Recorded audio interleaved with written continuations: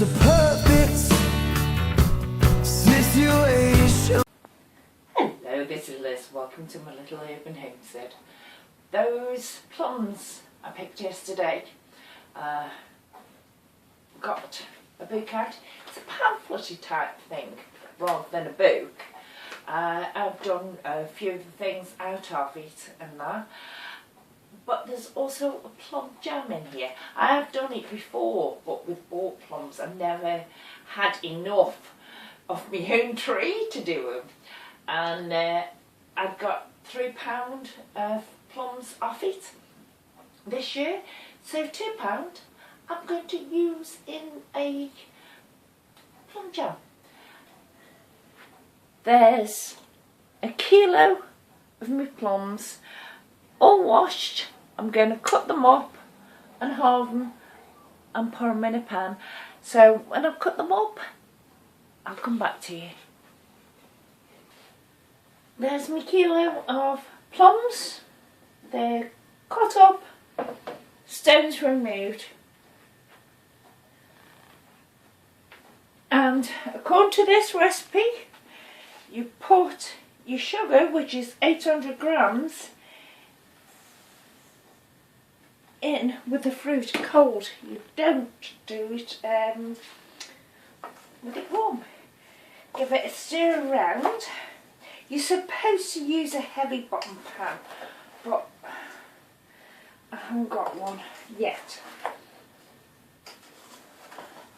And these are that thin and rubbish. If it ruins the pan, it ruins the pan. These are rubbish pans anyway. But there it is, and it says you're supposed to leave it for at least 30 minutes. So that's what I'll do, and while I'm doing that, I'll sort out my jars and get them in the oven and sterilise them up. It's had half an hour.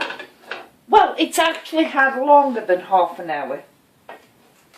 But with putting the sugar in first, it's really drawn the juices out.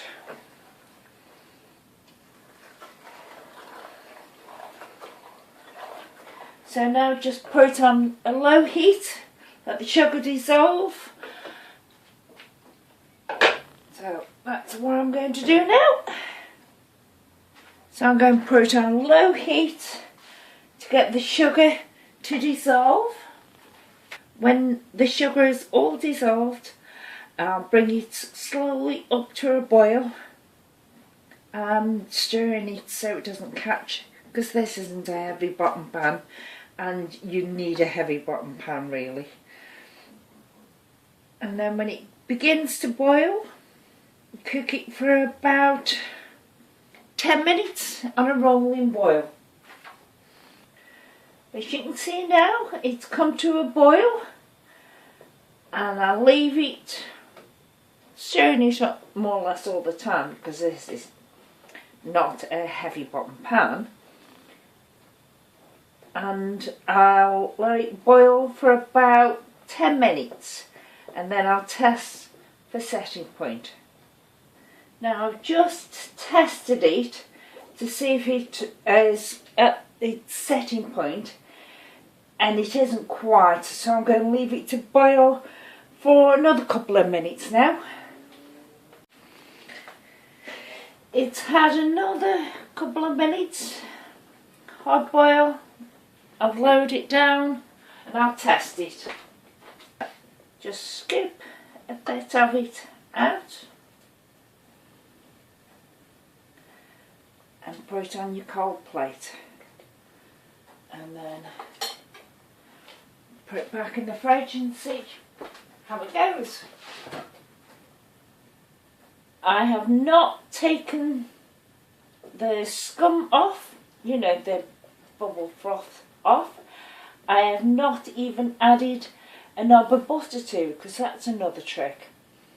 It's a trick I heard years ago, and I find it very difficult to do. I heard it on River Cottage. If you always stir in the same direction, you won't really get the scum on top. And every time I've made jam since, I find myself going the other way as well. And this is the first time I've actually succeeded at just steering in one direction. And it works. Don't know why, but it works. The dollop I put on the plate and then put it back in the fridge. Look at that. Whoops.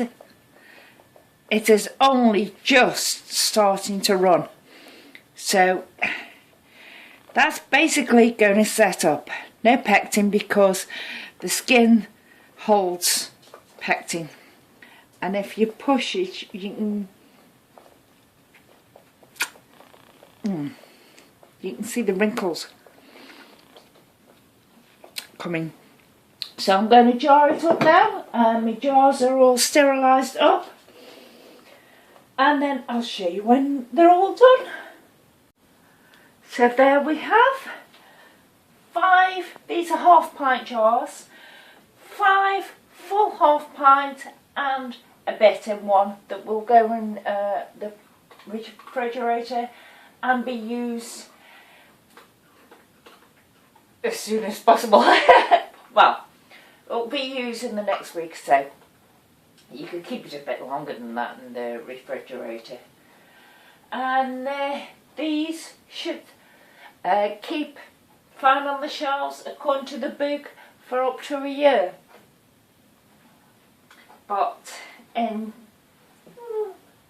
say an hour, because crushing them up and everything, in an hour you go from these to these. And also it took us a bit of sugar. So thank you very much. Bye.